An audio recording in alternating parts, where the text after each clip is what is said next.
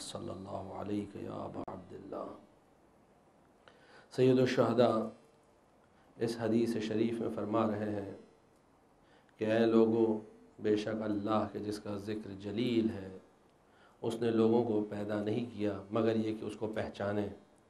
जब उसको पहचानेंगे तो उसकी इबादत करेंगे, और जब उसकी इबादत करेंगे तो दूसरों की इबादत से बेनियाज और मुस्तगनी हो जाएंगे, नीडलेस हो जाएंगे, किसी की इबादत की ज़रूरत नहीं पड़ेगी। रावी ने सवाल किया, फ़र्ज़ंद रसूल, अल्लाह की मारिफत क्या है?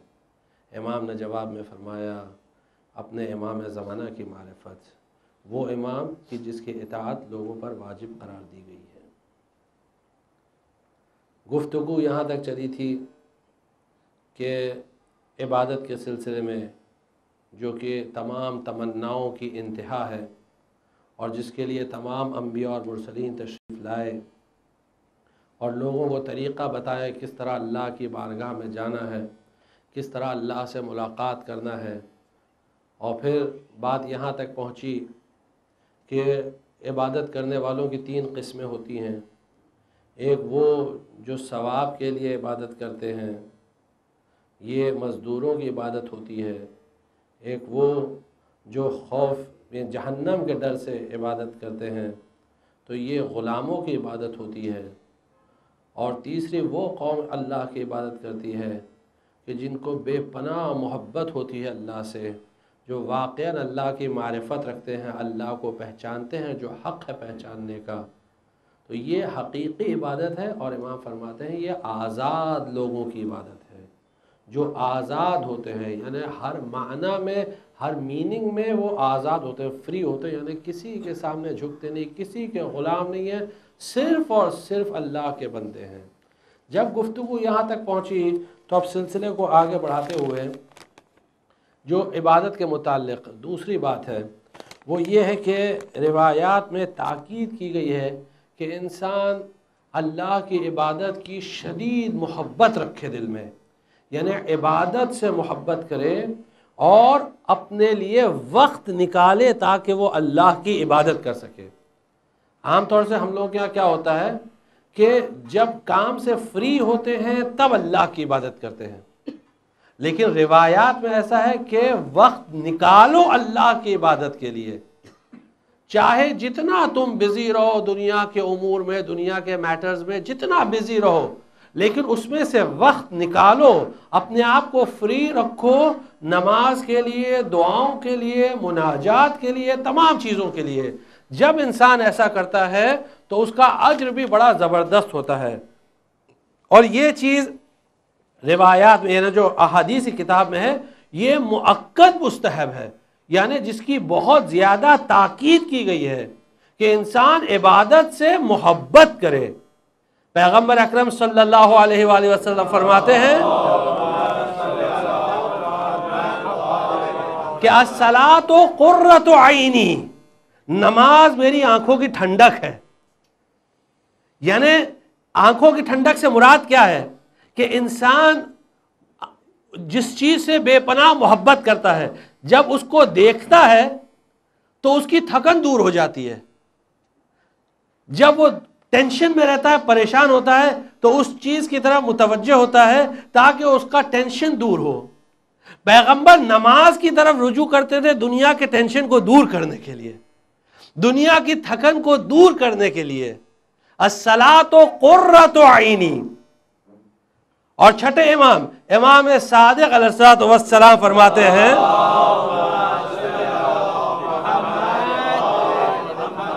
कि तौरात में, यानी ओल्ड टेस्टामेंट में ये लिखा हुआ है कि अल्लाह तबारक व तआला ने फरमाया, यानी हदीस कुदसी है कि यब्न आदम, ए फर्जंद आदम, तू मेरे लिए अपने आप को फ्री रख, यानी थोड़ा वक्त निकाल मेरी इबादत के लिए। तफर्रक इबादती, वक्त निकाल। अगर तूने ये काम किया कि मेरी इबादत के लिए तूने वक्त निकाला, तो मैं तेरे दिल को दुनिया की तमाम चीजों से मुस्तगनी कर दूंगा, बेनियाज कर दूंगा, तुझे किसी चीज की जरूरत नहीं पड़ेगी। मैं तेरे दिल में किसी चीज की हाजत पैदा नहीं करूंगा। अगर अल्लाह के लिए वक्त निकाला तो अल्लाह वादा कर रहा है कि तेरे दिल को भर दूंगा دولت سے، بے نیازی سے نیڈلیس کر دوں گا تیرے دل کو، تاکہ کسی کا احتیاج نہیں، کسی کی ضرورت نہیں. وَلَا أَكِلَكَ إِلَىٰ طَلَبِكَ، اور میں تجھے تیری طلب یعنی تیری حاجت کے حوالے نہیں کروں گا.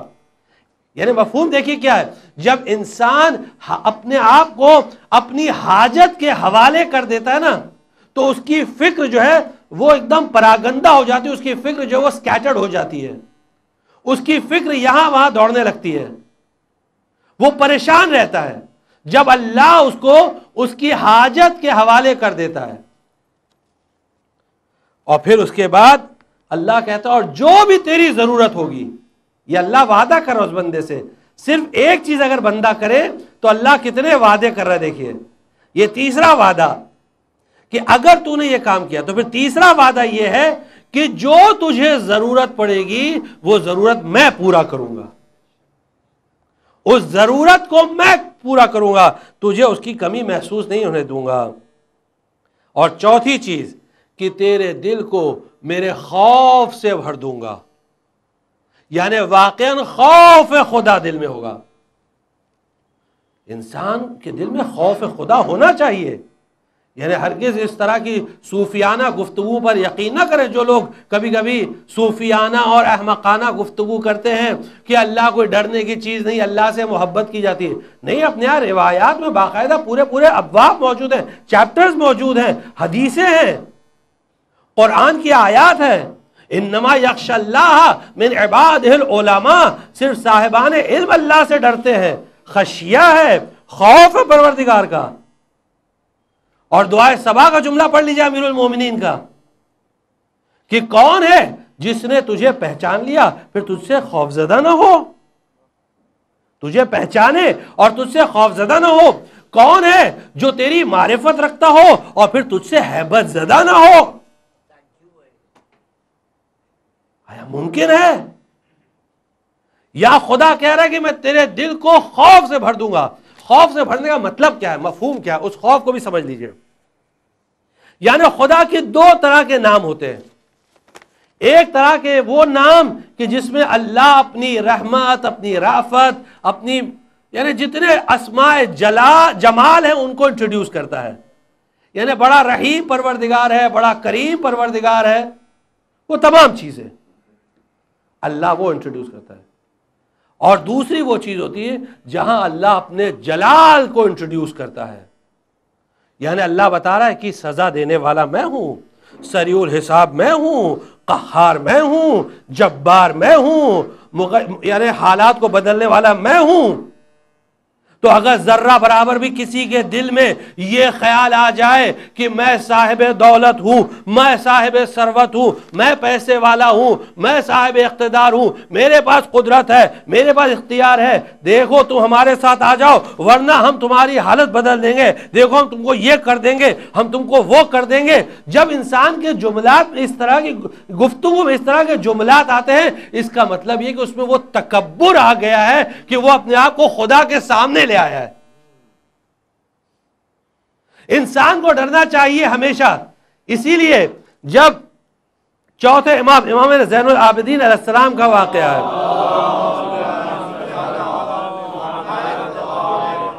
آپ کے زمانے میں جو بنی امیہ کا بادشاہ تھا اس کو روم کے بادشاہ نے خط لکھا کہ تم میرے ہاتھوں پر بیعت کرو اور میرے سامنے گھٹنے ٹیک دو ورنہ میں تمہیں نیست و نابود کر دوں گا. روم کے بادشاہ نے مسلمانوں کے بادشاہ کو خط لکھا، بنی امیہ کا جو بادشاہ تھا. اب ظاہر سی بات ہے وہ جاہل آدمی، اس کے سمجھ میں نہیں ہے اس کا جواب کیا دے. جواب اس کے سمجھ میں نہیں ہے، جواب کیا دے اس کا. آپ حضرت سے گزارش ہے تھوڑا آگے آ جائے، تھوڑا ایک صلوات بآواز بلند، تھوڑا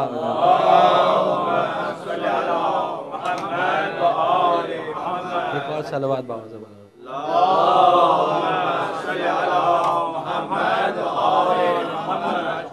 خط لکھا اس نے روم کے بادشاہ نے مسلمانوں کے بادشاہ کو کہ میرے ہاتھوں پر بیعت کرو، تسلیم کرو، گھٹنے ٹیکو ورنہ نیست و نابود کر دوں گا، ختم کر دوں گا. اب اس کے سمجھ میں نہیں آیا، مشیروں سے پوچھا اس کا جواب کیا دیا جائے. لوگوں نے کہا دیکھو ایک کام کرو، تم یہی خط علی ابن حسین کو لکھ دو، یہی خط علی ابن حسین کو لکھ دو، اور جو علی ابن حسین جواب دے وہی جواب تم اس کو دو۔ تو اس نے وہی خط چوتھے امام سید الساجدین و سید الباقین امام زین العابدین علیہ السلام کے نام پر لکھا۔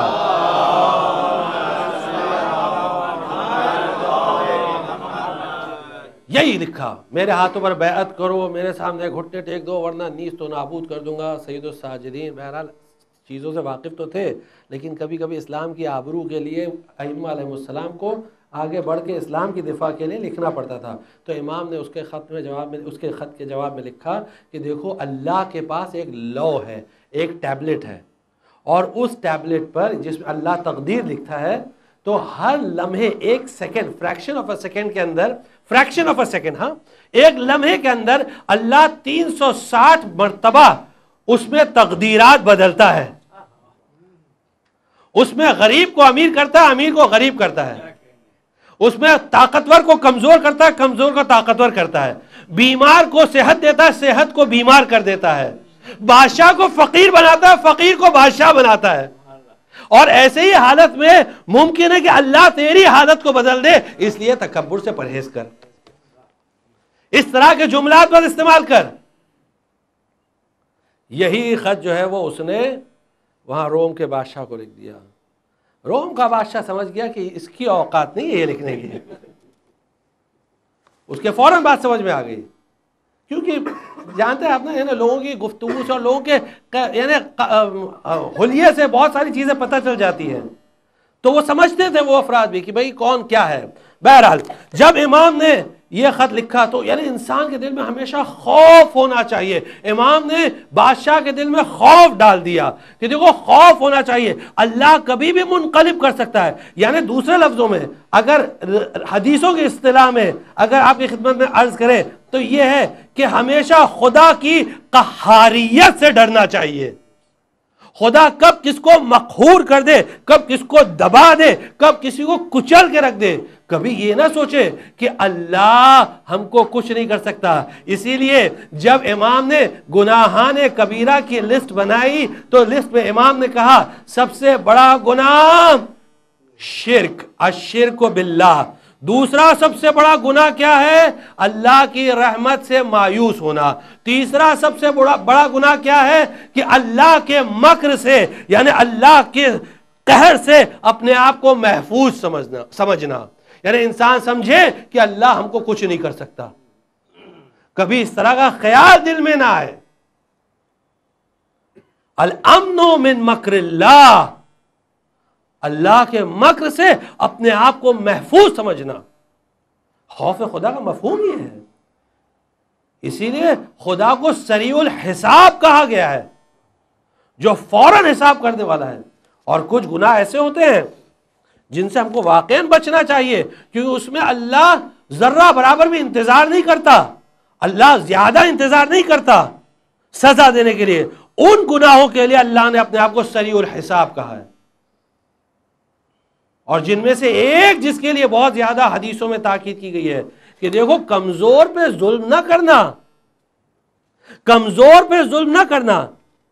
اسی لیے روایت میں ملتا ہے دو کمزوروں پر رحم کرو، دو کمزوروں پر رحم کرو، ایک یتیم اور دوسری بیوی زوجہ، ان دونوں پر ظلم نہ کرنا، کیونکہ جب انسان ان پر ظلم کرتا ہے، جب یہ مظلوم ہوتے ہیں تو پھر اللہ جب سزا دیتا ہے تو پھر، اور اللہ کا انتقام لینے کا طریقہ کچھ اور ہے۔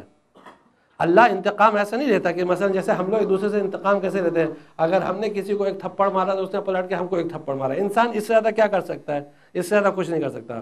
اللہ کی جب لاٹھی پڑتی ہے تو انسان ایسے روتا ہے کہ وہ رو بھی نہیں پاتا، یعنی کسی کے سامنے آنسو بھی نہیں بہا پاتا، دوسری طرف منہ کر کے خالی سسکیاں لیتا رہتا ہے تاکہ کوئی دیکھنے نہ پائے۔ ایسے حالات بدل دیتا ہے اس کے، ایسے حالات بدل دیتا ہے۔ اس لیے انسان کو بہت ڈرنا چاہیے، بہت احتیاط کرنا چاہیے۔ اللہ ہے، یہ خوف ہونا چاہیے، خدا ہے، سریع الحساب ہے، جبار ہے، قہار ہے، حالات کو بدلنے والا ہے، واقعاً خوف خدا۔ اور پھر اس کے بعد اللہ کہتا ہے اور اگر تو نے اپنے دل میں میرا خوف نہیں رکھا اور میری عبادت کے لیے اگر تو نے اپنے وقت سے میری عبادت کے لیے وقت نہیں نکالا تو میں تجھے دنیا میں مشغول کر دوں گا۔ اللہ کی دھمکی دیکھیے، دنیا میں بزی کر دوں گا کہ دنیا والا ہو کے رہ جائے گا تو۔ اللہ کی دھمکی دیکھیے، دنیا والا ہو جائے گا تو، اور پھر اس کے بعد میں تیری حاجتوں کو پورا نہیں کروں گا۔ کیونکہ دنیا کی حاجت کیسی ہوتی ہے آپ جانتے ہیں نا، جیسے سمندر کا پانی پینا، جتنا پیتے جاؤ اتنا اور بھوک لگتی جاتی ہے، اتنا ہوس بڑھتی جاتی ہے، اتنا انسان دیوانہ ہوتا جاتا ہے۔ یہ دنیا چیز ہی ایسی ہے، جتنا حاصل کرتے جاتا ہے اتنا اور اس کی ہوس بڑھتی ہے، یعنی کبھی اس کی ہوس پوری نہیں ہوتی ہے۔ اور پھر اللہ کہتا ہے میں تجھے تیری حاجت کے حوالے کر دوں گا، جا تو اور تیری حاجت، جا جتنا حاجت کو طلب کرنا تو کرتے جا، مجھ سے کوئی مطلب نہیں۔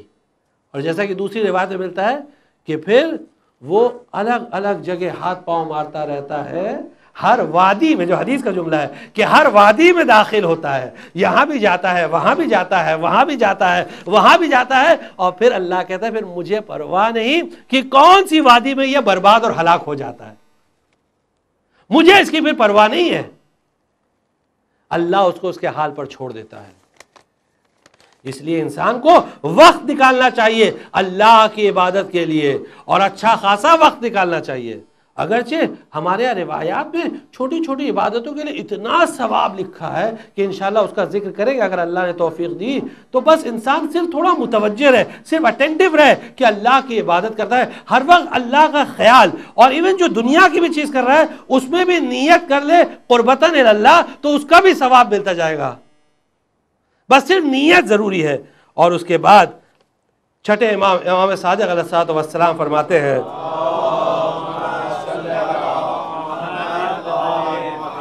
کہ پیغمبر اکرم صلی اللہ علیہ وآلہ وسلم نے فرمایا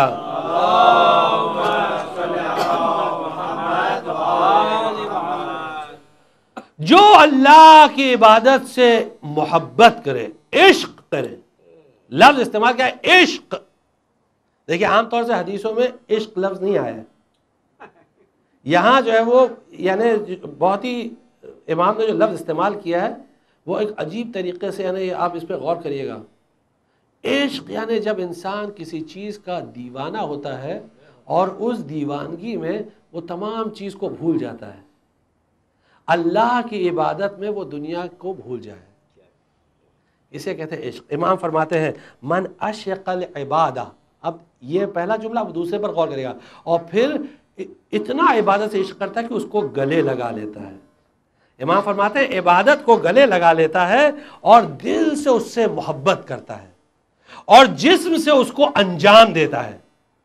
حدیث کے جملوں پر غور کریے گا، یہ سب نور ہے، حدیث آل محمد نور ہے، نور ہے۔ جیسے کہ زیارت کا جملہ ہے نا، وَكَلَامُكُمْ نور، آپ کا کلام نور ہے۔ نور اسے کہتے ہیں جو تمام چیزوں کو روشن کر دے، اور واقعی یہ حدیثیں ہیں جو انسان کے وجود کو روشن کر دیتی ہیں، انسان کے وجود کو منور کر دیتی ہیں۔ یا امام فرماتے ہیں کہ وہ جو عبادت کا عاشق ہوتا ہے، عبادت کو گلے لگا لیتا ہے، دل سے محبت کرتا ہے، جسم سے انجام دیتا ہے اور اس کے لیے وقت نکالتا ہے، تو پھر ایسا شخص کبھی دنیا کی پرواہ کرتا ہی نہیں، کبھی وہ دنیا کی پرواہ کرے گا ہی نہیں کہ دنیا اس کے لیے مشکل ہوتی ہے یا دنیا اس کے لیے آسان ہوتی ہے۔ یعنی اس طرح کی پرواہ وہ لوگ کرتے ہیں جو دنیا والے ہوتے ہیں، جو اللہ والے ہوتے ہیں ان کو دنیا کی بالکل فکر نہیں ہوتی ہے کہ دنیا کی مصیبت آئے یا آسانی آئے۔ مصیبت آنے پر وہ گریہ و زاری نہیں کرتے ہیں، دنیا کی مصیبت آنے پر گریہ و زاری نہیں کرتے ہیں، پریشان نہیں ہوتے ہیں، اور دنیا کی نعمت ملنے پر تکبر نہیں کرتے. یہی سورہ حدید کی آیت ہے نا کہ لِكَيْ لَا تَأْسَوْا عَلَىٰ مَا فَاتَكُمْ وَلَا تَفْرَحُوا بِمَا آتَاكُمْ. سورہ حدید کی آیت نمبر 25 ہے. تاکہ اگر کوئی دنیا کی نعمت تم سے چلی جائے تو تم کبھی مایوس مت ہو، اور اگر کوئی دنیا کی نعمت ملتی ہے تو اکڑو مت، تکبر مت کرو، گھمنڈ مت کرو. یہ میری کمائی ہے، یہ میرے علم سے ہے، یہ میرا دماغ ہے، مجھ تک کوئی جلدی پہنچ نہیں سکتا. یہ اس طرح کی شیطانی گفتگو سے پرہیز کرو. یہ کہاں سے گفتگو آ رہی ہے؟ کہاں سے یہ کلام آ رہا ہے؟ یہ ابلیسی کلام ہے. تو انسان کی یعنی یہ ایک ذمہ داری عبادت میں ہے کہ وقت نکالے.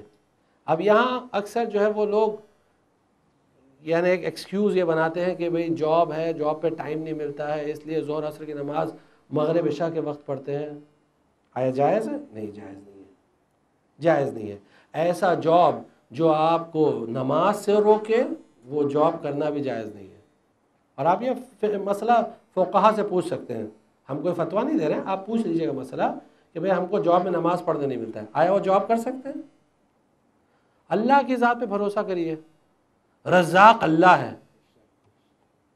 ہمیشہ اس چیز کو یاد رکھیے، رزاق اللہ ہے. رزاق نہ امپلائر ہے، رزاق نہ کوئی کسٹمر ہے، اور نہ کوئی دوسری کوئی چیز رزاق نہیں. رزاق صرف اللہ ہے. وَمَن يَتَّقِ اللَّهَ، قرآن کی آیت ہے نا، جو اللہ سے ڈرے گا اللہ کیا يَرْزُقْهُ مِنْ حَيْثُ لَا يَحْتَسِبْ يَجْعَلْ لَهُ مَخْرَجًا، اللہ اس کے لیے راستے نکالے گا. یہ قرآن کی آیت ہے، يَجْعَلْ لَهُ مَخْرَجًا، اللہ اس کے لیے راستے نکالے گا. وَيَرْزُقْهُ مِنْ حَيْثُ لَا يَحْتَسِبْ، اور اس کو ایسی جگہ سے رزق دے گا کہ وہ سوچ بھی نہیں سکتا، وہ گمان نہیں کر سکتا. اگر اللہ کی ذات پہ بھروسہ ہے، بندوں پہ بھروسہ کر کے اللہ کو چھوڑ رہے ہیں، بندہ بھی جائے گا اللہ بھی جائے گا. لیکن اگر اللہ پہ بھروسہ کر کے بندے کو چھوڑیں گے تو بندہ بھی ملے گا، اللہ بھی ملے گا. تو کبھی بھی اللہ کو نہ چھوڑے کسی بھی حالت میں. اور پھر اس کے بعد شیخ العاملی جو آگے ڈسکشن کو کنٹینیو کرتے ہیں اس سلسلے میں، کہتے ہیں کہ مستحب ہے، مؤکد یعنی تاکید کے ساتھ، مؤکد مستحب یعنی بہت تاکید کیے، اللہ کو بہت زیادہ پسند ہے کہ عبادت میں جد و جہد کریں. جہد، لفظ جہد کا مطلب کیا ہوتا ہے؟ جہد سے بنا ہے جہاد. جہاد، جہاد کو جہاد کیوں کہا جاتا ہے؟ دیکھیے جہاد کی بہت ساری قسمیں ہوتی ہیں. ایک ہوتا ہے جہاد بالسیف، دراصل اس کا نام قرآن میں قتال دیا ہے. قرآن میں لفظ کا نام جو قتال دیا، قتال یعنی لڑنا، جس کو ہم لوگ جہاد بالسیف کہتے ہیں، تلوار سے جہاد. اس تلوار سے لڑنے کے بارے میں قرآن کریم کی کیا آیت ہے؟ آیت ہے کہ کتب علیکم القتال وہو کرہ لکم، تم پر یہ جہاد بالسیف واجب کیا گیا ہے جبکہ تم اسے پسند نہیں کرتے ہو.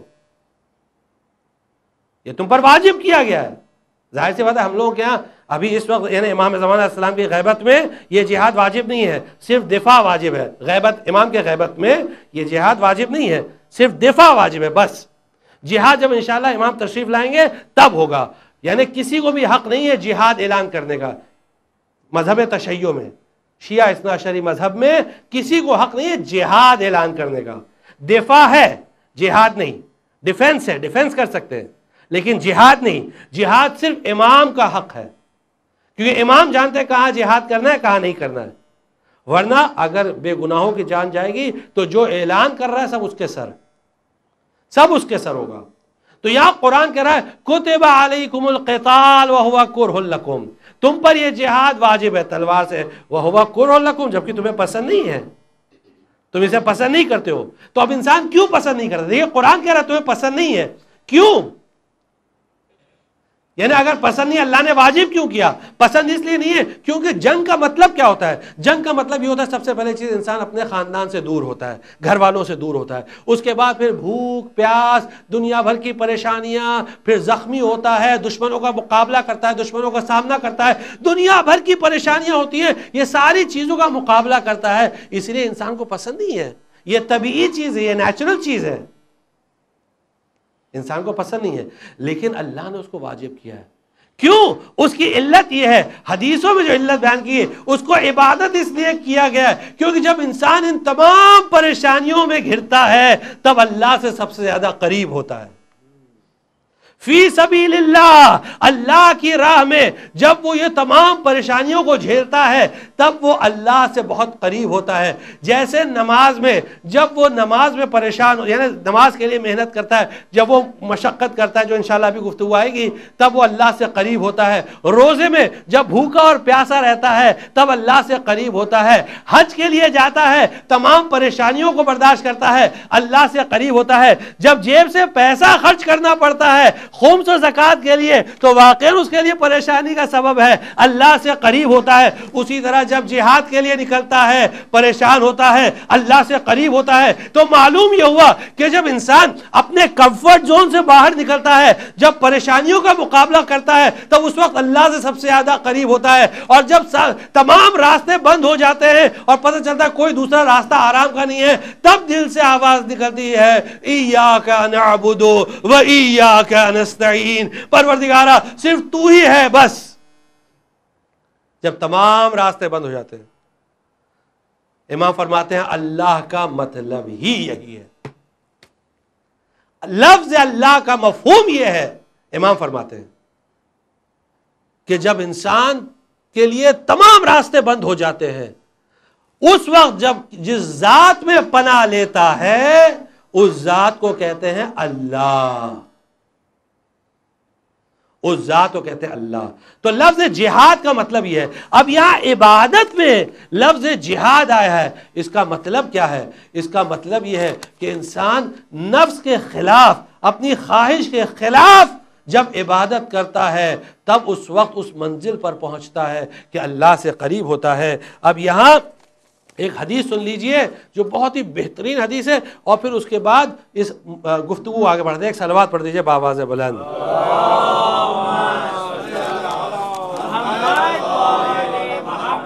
چھٹے امام فرماتے ہیں کہ پیغمبر اکرم صلی اللہ علیہ وآلہ وسلم نے فرمایا،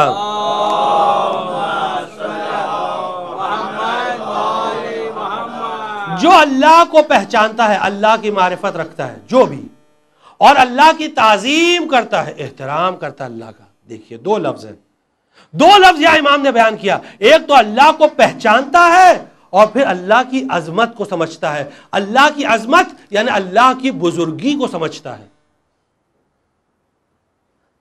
دیکھیے دو چیزیں یہاں بیان کی گئی، ایک معرفت، دوسری عظمت۔ تو معرفت رکھتا ہے اور تعظیم کرتا ہے۔ اب اس کی علامت کیا، اس کی سائن کیا ہے؟ جو اللہ کو پہچانے اور اس کی تعظیم کرے، اس کی سائن کیا ہے؟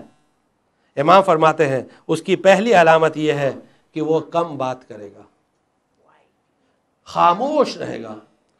دوسری بات یہ ہے کہ اب کھانا کم کھائے گا۔ یعنی کچھ لوگ ہوتے ہیں جو اپنی زندگی کا مقصد کھانے کو بنا لیتے ہیں، ہر چیز میں کھانا پینا، ہر چیز جب گفتگو تو بس کھانے کی۔ یعنی آپ ان کو کسی پروگرام میں انوائٹ بھی کریں گے تو یہی پوچھیں گے، اگر غیر مذہبی پروگرام ہے تو لنچ یا ڈنر ہے نا، اور اگر مذہبی پروگرام ہے تو نیاز کا انتظام ہے کہ نہیں، تبرک میں کیا ہے؟ یعنی ان کی زندگی کا مقصد ہی یہی ہو گیا، یعنی وہ ہر چیز میں کھانے پینے کی ہی بات کریں گے۔ یہاں حدیث میں ہے کہ وہ کم کھائیں گے، کم کھاتے ہیں، بس جتنی ضرورت ہے اتنا، بس ضرورت سے زیادہ نہیں۔ اسی لیے اپنے یہاں روزے کی اتنی تاکید ہے۔ آپ جانتے ہیں کہ رجب کے روزے میں، یعنی اگر رجب کے صرف کوئی 3 روزے رکھے تو اس کا ثواب کتنا ہے؟ اگر کوئی رجب کے 3 روزے رکھے، پہلی 15 اور 29، تو اس کا ثواب اتنا ہے کہ امام فرماتے ہیں کہ وہ ربیع اور مضر کی شفاعت کر سکتا ہے۔ ربیع اور مضر یعنی کیا؟ یعنی یہ عربوں میں 2 بڑے قبیلے تھے، تو جب بڑی تعداد کی مثال دی جاتی تھی تو ان 2 قبیلوں کی تعداد یعنی مثال دی جاتی تھی، یعنی وہ ہزاروں لوگوں کو اپنے ساتھ میں جنت میں لے کے جا سکتا ہے، صرف اگر وہ 3 روزے رکھے، رجب کے 3 روزے رکھے، اتنا ثواب۔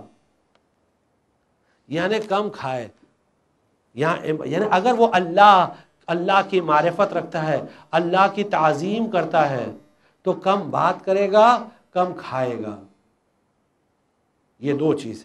تیسری چیز، اور پھر امام فرماتے ہیں وہ اپنے پیٹ کو محفوظ، اپنے نفس کو محفوظ رکھے گا. کاہے سے؟ روزے سے اور نماز سے. روزے سے اور نماز سے. جب اصحاب نے پیغمبر کی حدیث کو سنی تو اصحاب نے کہا ہمارے ماں باپ آپ پر قربان ہو جائیں یا رسول اللہ، یہ تو آپ اولیاء اللہ کا ذکر کر رہے ہیں، یہ تو اللہ کے ولی ہیں، یہ سب جن کے بارے میں آپ سب باتیں کر رہے ہیں کہ وہ بات کم کرتے ہیں، کھانا کم کھاتے ہیں، روزہ رکھتے ہیں، نماز پڑھتے ہیں، یعنی روزے کے بھی عادی ہوتے ہیں سال بھر.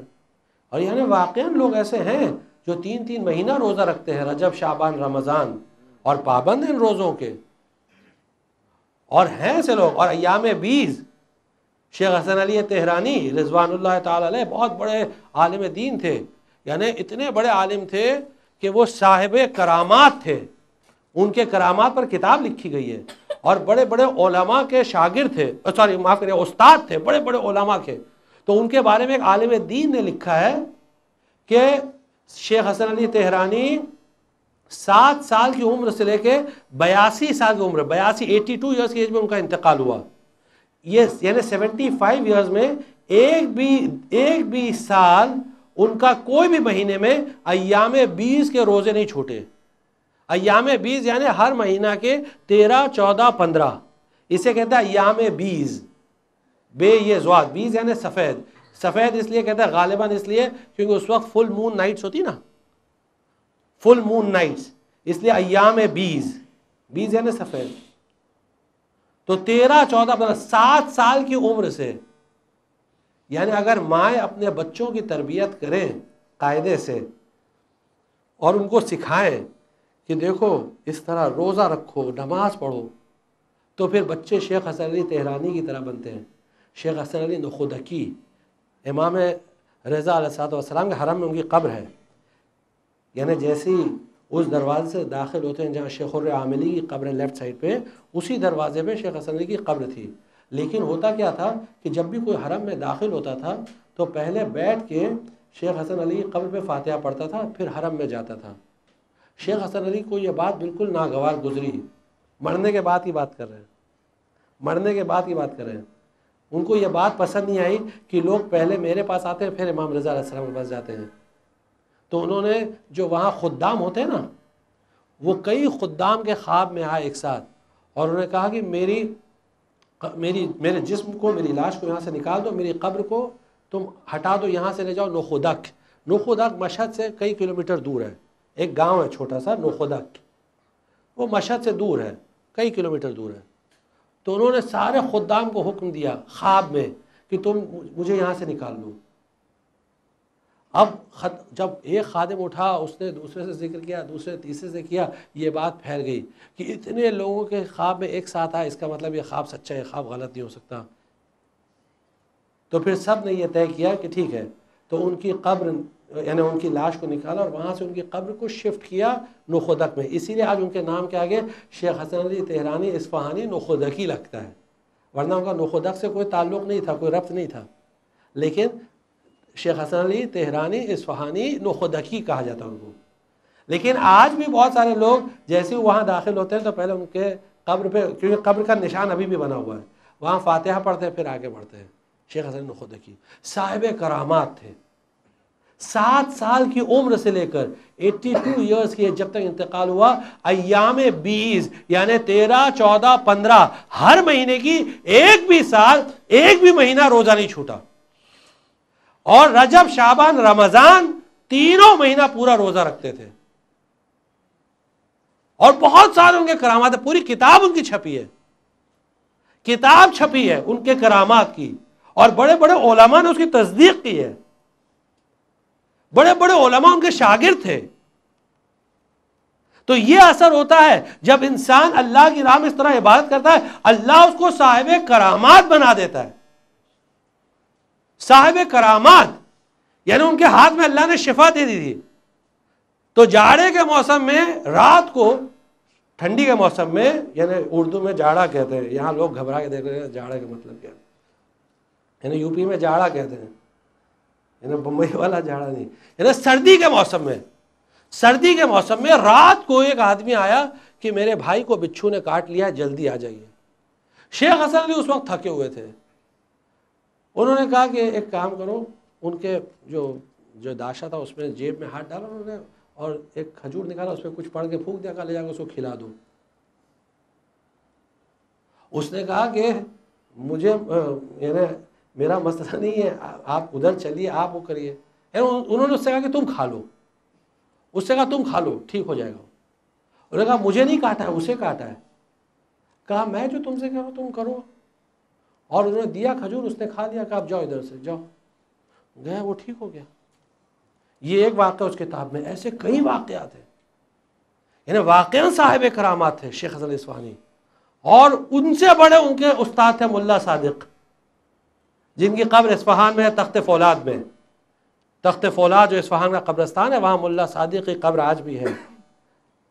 جب آپ زیارت پہ جائیں تو وہاں زیارت پہ جا سکتے ہیں، ملا صادق اصفہان میں، شیخ حسنی نوخدگی مشہد میں، آپ زیارت پہ کر سکتے ہیں۔ بڑے بڑے علماء، انہوں نے بڑے بڑے کام انجام دیے، لیکن یہ ماں باپ کی تربیت ایسی تھی، 7 سال کی عمر میں روزہ رکھنا سکھایا، مستحب روزہ، اور پھر بچہ دیکھیے آگے چل کے کیسا بنتا ہے، اسے کہتے ہیں ٹریننگ۔ اس کے بعد پیغمبر فرماتے ہیں، یعنی انہوں نے کہا یہ اولیاء اللہ، پیغمبر نے فرمایا اور تمہیں سننا ہے اولیاء اللہ کے بارے میں تو سنو، یہ پیغمبر اصحاب سے کہہ رہے ہیں، اب سنو، فرماتے ہیں ان اولیاء اللہ سکتوا فکان سکوتہم ذکر، یعنی اولیاء اللہ وہ ہے جب وہ خاموش ہوتے ہیں تو ان کا خاموش، یعنی ان کی خاموشی ذکر خدا ہوتی ہے۔ خاموشی یعنی سکوت، ذکر خدا، اللہ کو یاد کرتے ہیں جب خاموش رہتے ہیں، اور اس کے بعد اگر کسی چیز کو دیکھتے ہیں تو اس سے عبرت لیتے ہیں، عبرت حاصل کرتے ہیں، لیسن لیتے ہیں کہ دیکھو یہ کیا تھی، کیا انجام ہوا۔ اور جب گفتگو کرتے ہیں تو ان کی ہر بات جو ہے وہ قرآن اور حدیث کی بنا پر ہوتی ہے، حکمت ہوتی ہے، حکمت کے علاوہ کچھ نہیں، ان کی ہر گفتگو حکمت ہے، یہ اولیاء اللہ ہے، ہر بات۔ اور جب پیدل چلتے ہیں، وہ زمین پر چلتے ہیں تو ان کا ایک ایک قدم برکت ہوتا ہے، ایک ایک قدم برکت ہوتا ہے، یہ اللہ سے اتنے قریب ہوتے ہیں۔ اور اگر اللہ نے ان کے لیے موت کا وقت معین نہ کیا ہوتا تو ان کی روحیں ان کے جسموں کو کب سے چھوڑ کر چلی گئی ہوتی۔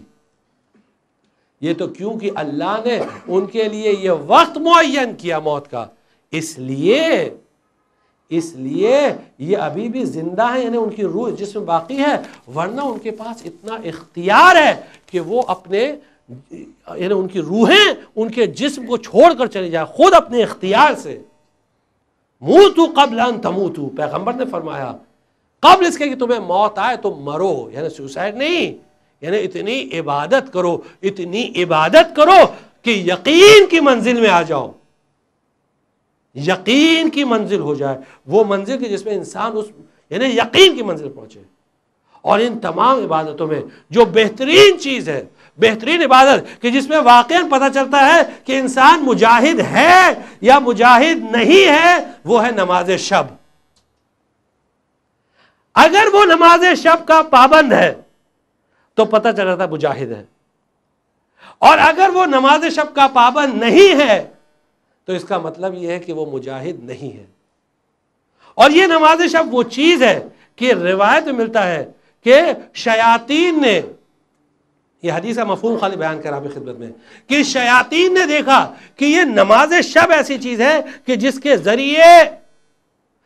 ذریعے بندہ ہم کو ٹھکراتا ہے، ہم سے دور ہوتا ہے اور اللہ سے قریب ہوتا ہے، تو ان کی کمیٹی بٹھائی گئی کہ ایک شیطان کو اپوائنٹ کرو جس کا کام ہی یہی ہے کہ وہ لوگوں کو نماز شب سے دور رکھے، اس کا کام یہ ہے، اور اس کا نام ہے روحا۔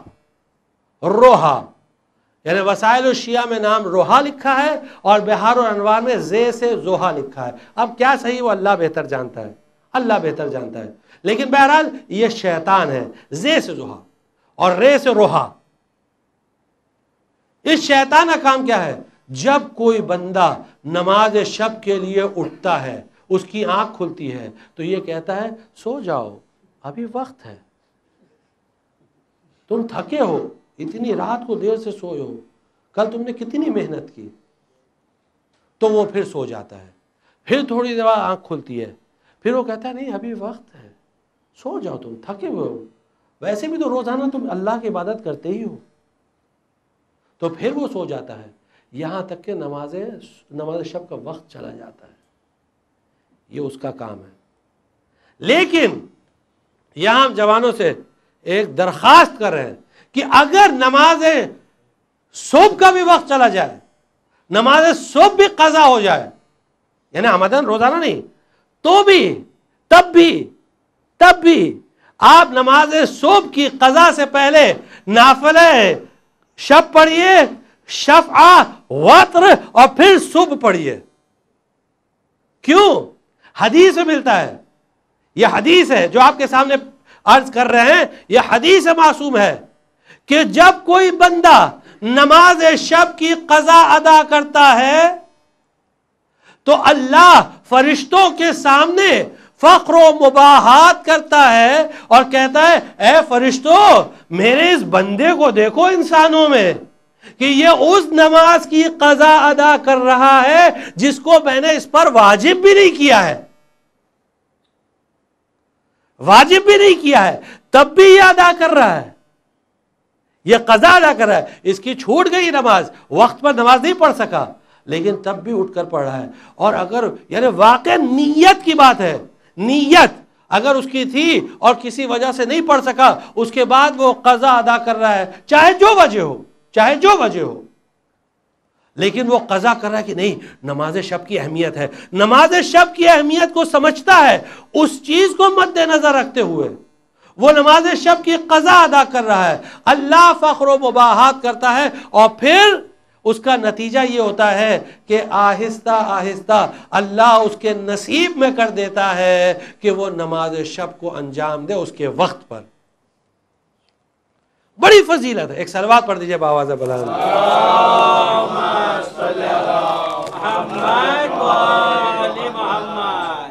تو یہ نماز شب کی اپنے بچوں کو تاکید کریے، صرف واجبات کی نہیں۔ اور یہ ایکسکیوز دیتے ہیں کہ نہیں اگر بچوں کو اتنا سب بولیں گے بچے دین سے بھاگ جائیں گے، نہیں، دین سے نہیں بھاگیں گے، الٹا اس کا برعکس ہے، یعنی اس کا الٹا ہے کہ وہ اور دین سے قریب ہو جائیں گے، اس کے اثرات ہوتے ہیں۔ آپ عادت ڈال کے تو دیکھیے، بچوں کی عادت ہے نماز شب پڑھو، یعنی آپ دیکھیے روایت میں ملتا ہے کہ جناب سلیمان ابن داؤد نبی خدا علی نبینا وآلہ السلام، ان کی والدہ نے ان کو نماز شب کی کس طرح ترغیب دلائی، کس طرح انکریج کیا، کہا یا بنیا ایاک وکثرۃ النوم، دیکھو بیٹا زیادہ مت سویا کرو رات کو، ایاک وکثرۃ النوم باللیل، کیونکہ رات کو زیادہ سونے سے انسان قیامت کے دن فقیر ہوگا،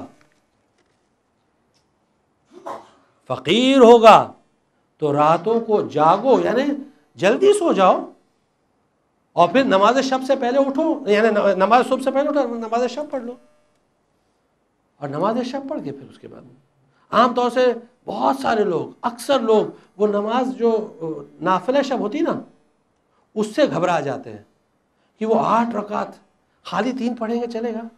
نہیں، چلے گا تو سب کچھ چلے گا، تو کچھ بھی نہیں پڑھیں گے تو بھی چلے گا، خالی واجب پڑھیں گے تو بھی چلے گا، چلنے کو تو کچھ بھی چلے گا، لیکن چلنے والی بات نہیں ہوتی۔ یہاں جو گفتگو ہو رہی ہے وہ اللہ کی بارگاہ میں ملاقات کی بات ہو رہی ہے، یعنی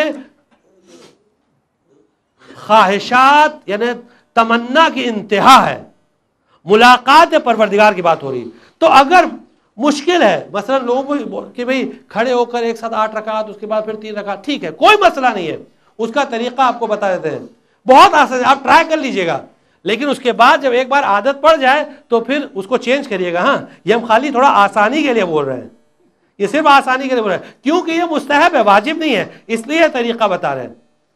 کیونکہ راوی نے آگے امام سے پوچھا کہ کھڑے ہو کر بہت مشکل ہوتی ہے، کیا کروں، میں بیٹھ کر پڑھ سکتا ہوں؟ امام نے کہا لا باس، کوئی مسئلہ نہیں ہے، ٹھیک ہے بیٹھ کے پڑھو، یہ روایت ہے، بیٹھ کے پڑھو، کوئی مسئلہ نہیں۔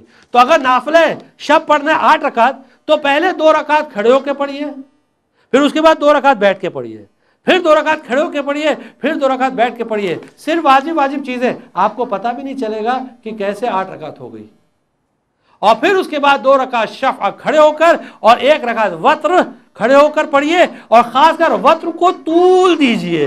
یہ روایت میں حدیث میں ہے کہ وتر کو زیادہ دیر تک پڑھنا چاہیے، جتنا زیادہ انسان وتر کو طول دے گا اتنا وہ اللہ سے قریب ہوگا۔ چہرے کا نور، واقعی روایت میں ہے۔ یعنی وتر جو لوگ کہتے ہیں نا، اصل میں وتر ہے، وتر نہیں ہے، وتر ہے، کیونکہ سورہ فجر کی آیت اگر سورہ فجر پڑھے، سورہ نمبر 89، والشفع والوتر، اس میں وتر نہیں لکھا ہے، والفجر ولیال عشر والشفع والوتر، لیکن خیر اس پہ بحث نہیں ہے کہ آپ بولے کچھ بھی، پڑھیے، ٹھیک ہے نا۔ اور پھر اس کے بعد روایت میں ملتا ہے، حدیث یہ ہے کہ مولا کائنات امیر المومنین علی ابن ابی طالب علیہ السلام فرماتے ہیں،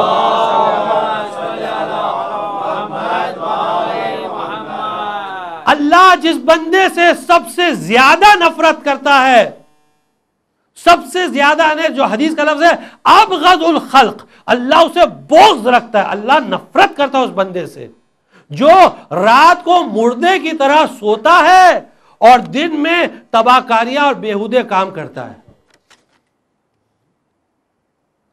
دن میں یہاں وہاں کے سب فالتو کام اور رات کو مردے کی طرح سونا۔ یعنی جو حدیث کا جملہ ہے جیفتن باللیل، جیفہ عربی میں کہتے ہیں مردے کو، مردہ، جیفہ، جیفتن باللیل بطال بالنہار، اور دن میں باطل حرکتیں، سب غلط حرکتیں، یہاں وہاں تباہ کاریاں، بیہودے کام۔ واقعی ہمیں دیکھنا چاہیے آئے ہم یہ کام کر رہے ہیں، مردے کی طرح سو رہے ہیں۔ پیغمبر اکرم کے بارے میں ملتا ہے کہ پیغمبر اکرم کی منزل تھی، ہر تھوڑی دیر میں اٹھا کرتے تھے، نماز پڑھتے تھے، تھوڑی دیر پہ، مثلا آدھے گھنٹے پہ 1 گھنٹے پر اٹھ کے 2 رکعت نماز پڑھتے تھے، پھر سو جاتے تھے، پھر 2 رکعت پڑھتے تھے، پھر سو جاتے تھے۔ یعنی پیغمبر کبھی بھی ایسی نیند نہیں سوتے تھے جو غافل والی نیند، غفلت سو رہے ہیں۔ واقعی ایسی نیند نہیں ہونا چاہیے۔ ہم جانتے ہیں یہ سب مشکل کام ہے، لیکن بتا دینا ہمارا کام ہے۔ پھر جب اللہ جس کو نصیب دے، جس کو توفیق دے، جس کو اللہ توفیق دے، تو توفیق کی بات ہوتی ہے، وما توفیقی الا باللہ، قرآن کی آیت ہے، میری کچھ توفیق نہیں، صرف میری جو بھی توفیق ہے سب اللہ کی طرف سے ہے، اور میں جو ارادہ کرتا ہوں اسے میرا ارادہ کا اصلاح کا۔ تو یہ نماز شب ایسی چیز ہے کہ جو انسان کو یعنی واقعاً اس کے چہرے پر نور لاتی، جس کی انشاءاللہ تفصیلات کل ہوگی، اور اس کی بڑی اہمیت، بہت زیادہ اس کی اہمیت بیان کی گئی روایات میں، بہت زیادہ۔ یعنی اللہ مجلسی رضوان اللہ تعالی علیہ، اللہ مجلسی بہار الانوار میں باقاعدہ ایک پورا چیپٹر لے کر آئے ہیں، اور اس چیپٹر میں 57 حدیثیں لے کر آئے ہیں نماز شب کی فضیلت پر۔ 57 یا 54 غالباً، فکر 54 حدیثیں، 54 حدیثیں نماز شب کی فضیلت کے بارے میں، یعنی اسباب و صلاۃ اللیل و فضلھا، اس کی فضیلت۔ اور واقعاً اہل بیت علیہم السلام نے اتنی تاکید کی ہے، اتنی تاکید کی ہے۔ آج ایسی ہی ایک شخصیت کا ذکر ہے کہ جس کی ماں نے ایسی تعلیم دی، بچپن سے ایسی تعلیم دی کہ بیٹا تم اہل بیت کے غلام ہو، کبھی بھی اپنے آپ کو حسین یا حسن اور حسین کا بھائی نہ سمجھنا، ہمیشہ اپنے آپ کو ان کا غلام سمجھنا۔ اور واقعاً اس کا حق ادا کیا، اس تربیت کا حق ادا کیا عباس علی نے، حق ادا کیا۔ اور یہاں علماء نے، مورخین نے، ہسٹورینز نے کمپیئر کیا ہے 2 بھائیوں کو، لیکن یہاں کمپیئر کرنا بھی مقصود نہیں ہے، وقت بھی نہیں ہے کہ کس طرح 2 بھائیوں میں فرق تھا، اور وہ فرق جنگ صفین میں ظاہر ہوا کہ ایک طرف جناب عباس جن کی عمر صرف 13 سال کی تھی، زیادہ نہیں تھی، صرف 13 سال، لیکن اتنا بے چین تھے جنگ میں جانے کے لیے اس وقت، بس یہاں وہاں، اور مولا کائنات روک رہے تھے، تڑپ رہے تھے کہ بس لڑنا ہے، اور مولا کائنات روکتے نہیں عباس ابھی نہیں، رکو. اور عمر صرف میکزیمم 13 سال، مورخین نے اور بھی کم بتایا ہے، لیکن میکزیمم 13 سال کی عمر، اور تڑپ رہے ہیں. اور دوسری طرف جناب محمد ابن حنفیہ کہ مولا کہہ رہے ہیں جاؤ حملہ کرو، تو وہاں سے تیر چلتے ہیں، محمد ابن حنفیہ واپس آ جاتے ہیں، پھر کہتے ہیں جاؤ، پھر واپس آتے ہیں، پھر جاؤ. ایک مرتبہ مولا نے الٹی تلوار سے ان کے پیٹھ پر مارا اور کہا یہ تمہارے ماں کے دودھ کا اثر ہے. ایک طرف یہ بھائی جناب عباس کہ آپ مجھے موقع دیجئے، بابا مجھے اجازت دیجئے، بابا مجھے جانے دیجئے، 13 سال کی عمر. اور یہاں جناب محمد بن حنفیہ کو امیر المومنین الٹی تلوار سے مارا ہے، یہ تمہاری ماں کے دودھ کا اثر ہے. اور پھر جو جملہ تاریخ میں ملتا ہے کہ مولا کائنات نے تلوار چلانا شروع کی. اور پھر اس کے بعد جناب عباس جب آئے جنگ کے لیے، کہا کون ہے تمہارے یہاں پہلوان؟ مولا نے جناب عباس کو بھیجا. تیسرے دن جنگ کے، جس وقت چاند پورا چمک رہا تھا، اب 2 قمر چمک رہے تھے، ایک طرف وہ قمر آسمان میں، ادھر یہ قمر بنی ہاشم. اب یہ دیکھنا تھا کون سے قمر کی روشنی زیادہ ہے. لیکن جناب عباس اپنا چہرہ چھپائے ہوئے تھے کہ ایک مرتبہ جیسے ہی اس پہلوان نے اس کے 7 بیٹے تھے، ایک پہلے بیٹے کو بھیجا، جناب عباس نے اسے قتل کر دیا، واصل جہنم کیا.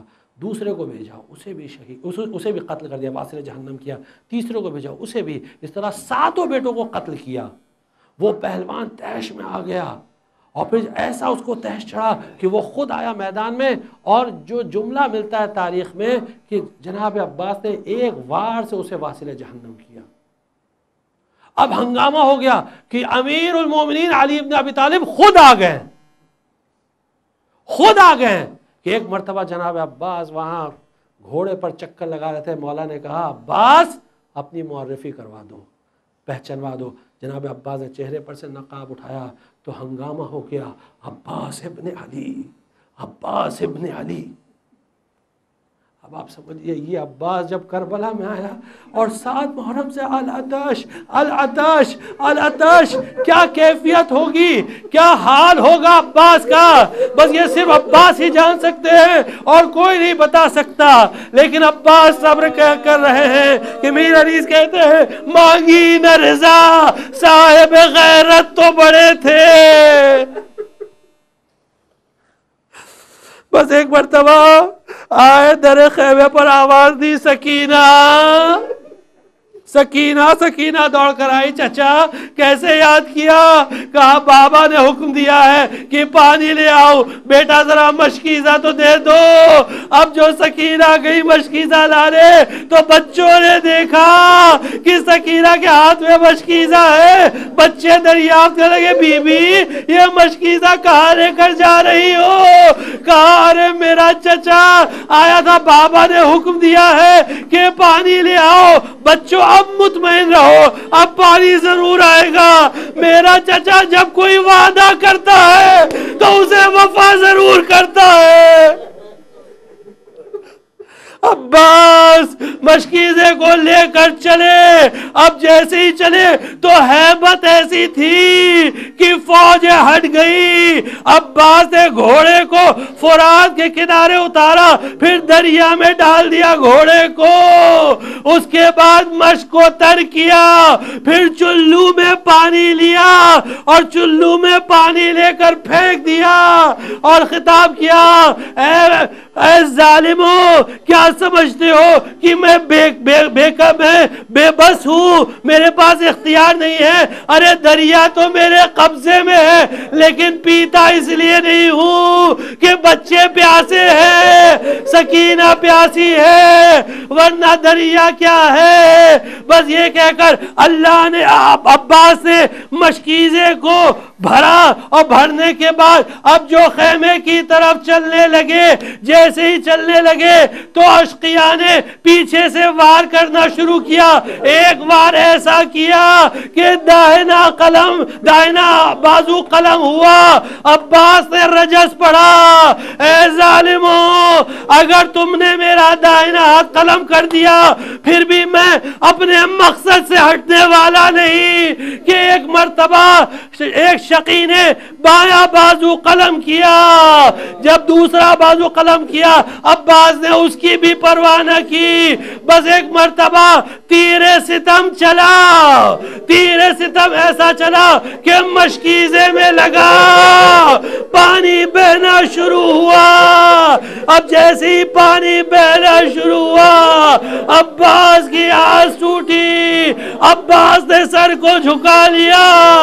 جیسے ہی سر جھکا کہ ایک شقی نے ایک ایسا گرز سر پر مارا. عزاداروں، گرز اسے کہتے ہیں جو لوہے کا ہوتا ہے اور اس میں ایسی چیزیں لگی ہوتی جو جیسے ہی لگتی ہے تو انسان کے جسم میں یا سر میں چھید کر دیتی ہے. ایسی کئی نوکیں تھی. جیسے ہی وہ گرز لگا عباس گھوڑے پر سے نیچے آئے. جب بھی کوئی گھوڑے پر سے نیچے آتا ہے تو پہلے فوراً اس کا ہاتھ آگے آتا ہے، لیکن میرا مظلوم منہ کے بل گھوڑے پر سے گرا، آواز دی، مولا خدا حافظ، مولا خدا حافظ. عباس نے مدد کے لیے نہیں پکارا، بس خدا حافظ. ایک مرتبہ حسین چلے خیمے سے مرثیہ پڑھنا شروع کیا. الان انکسر ظہری، اور عباس اب میری کمر ٹوٹ گئی، اب میری کمر ٹوٹ گئی. وقلت حیلتی، اب مجھے کچھ دکھائی نہیں دیتا، مجھے کچھ سجھائی نہیں دیتا، مجھے کچھ سمجھ میں نہیں آتا. وشتم بی عدوی، عباس دشمن تانے دے رہا ہے. شتم بی عدوی. بس حسین پہنچے، بھائی کا سر زانو پر رکھا، بھائی میں تھوڑی دیر گفتگو ہوئی. عباس خاموش ہوئے. حسین نے مرثیہ پھر پڑھا. عباس، اب وہ آنکھیں جو تمہاری ہیبت سے جاگتی تھی اب وہ اطمینان سے سوئیں گی. اب بچے جاگیں گے اور سیدانیاں جاگیں گی. وَسَيَعْلَمُ الَّذِينَ ظَلَمُوا أَيَّ مُنقَلَبٍ يَنقَلِبُونَ. اِنَّا لِلَّهِ وَإِنَّا إِلَيْهِ رَاجِعُونَ. ضمن قضاء تسلیما لِأَمْرِ اللَّهِ. پروردگارہ امام زمان السلام کے ظہور میں تعجیل فرما، ہم کو ان کے اعوان و انصار میں شمار فرما. پروردگار جو لوگ پریشان ہیں ان کے پریشانیوں کو دور فرما، جو مقروض ہیں ان کے قرضوں کو ادا فرما، جو بچے امتحانات میں بیٹھے ان کو کامیاب و کامرانی عطا فرما. پروردگارہ جو لاولد ہیں ان کو اولاد نیک اور صالح عطا فرما. بحق الحسین ان کو اولاد نیک اور صالح عطا فرما. بحق فاطمہ ان کو اولاد نیک اور صالح عطا فرما. پروردگارہ ہم کو دنیا میں زیارت حسین اور آخرت میں شفاعت حسین سے مشرف فرما. 5 مرتبہ اما یجیب پڑھیے. ایک مریض ہے ان کے لیے سب مل کے 5 مرتبہ اما یجیب.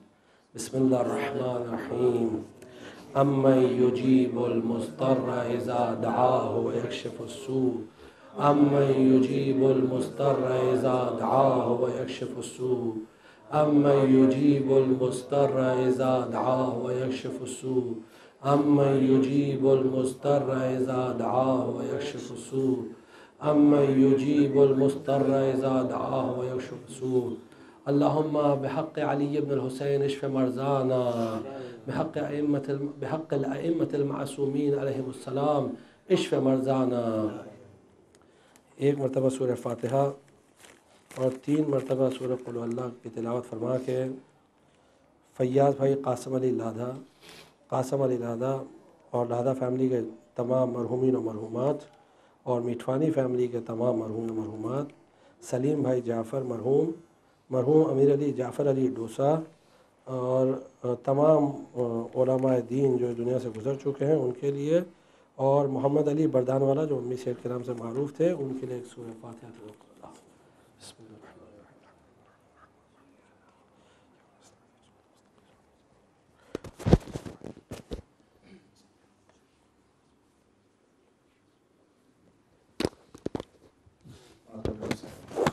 یا حسین یا علی مدد، یا حسین یا حسین